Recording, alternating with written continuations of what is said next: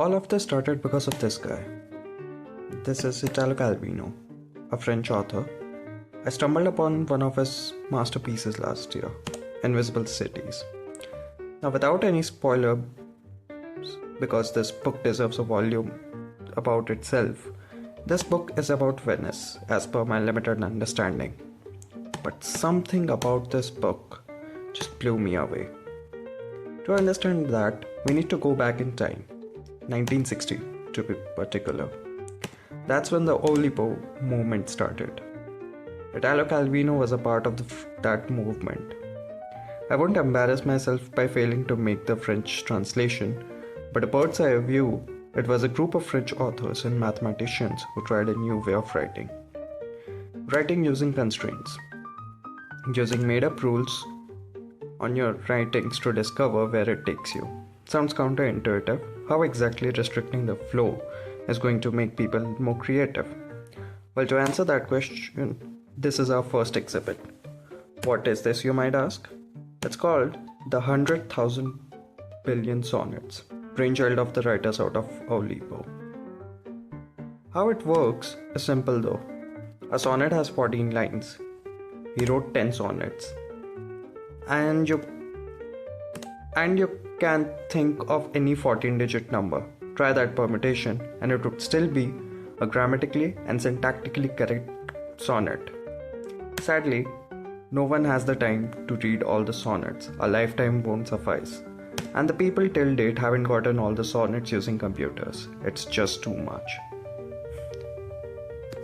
To understand why it's so important, we need to understand how creativity works. And sadly, it doesn't work in ways we imagine. Be it the greatest dance moves attributed to the famous people, or the greatest scene from the movies which are inspired by artwork, nothing is 100% new, be it even the famous ones. Let's take this example in particular. Now, I can't spoil Star Wars for anyone, so I won't get into the similarities between the scene from the movie and the fall of an angel that is depicted in the painting above. It is exactly the same. But does that mean this guy copied something?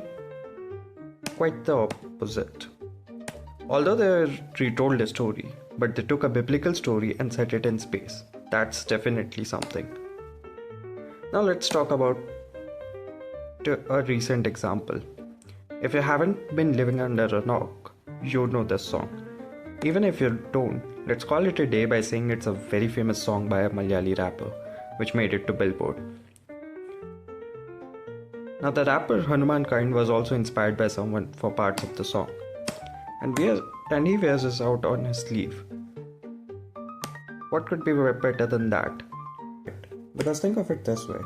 Be it maths, science, arts, or anything for that matter, all of that progresses the same way. Like you make incremental changes to what already exists and see where the things go. And coming back to Oulipo movement, am I saying everything inside that 10 to the power 14 sonnets is a masterpiece? No, and we won't even figure that out in our lifetimes. But am I implying that one day someone would run into a combination inside that book and it would spark an idea inside their mind, like how I am editing this on PowerPoint? I think you have an answer. There are more things in the Oulipo Hall of Fame. George Perrec's works, such as The Void, a book that doesn't use the letter E, or A Life, a user's manual, a book that won't make sense until you know what's a Knight's Tour and a Hamiltonian path are. And guess what? The book isn't even about those fancy words. In conclusion, what exactly do I want you to take from all this? Try constraint writing for yourself. Plenty of options to choose from. A search away. Will you be making masterpieces and uncovering the secrets of the universe?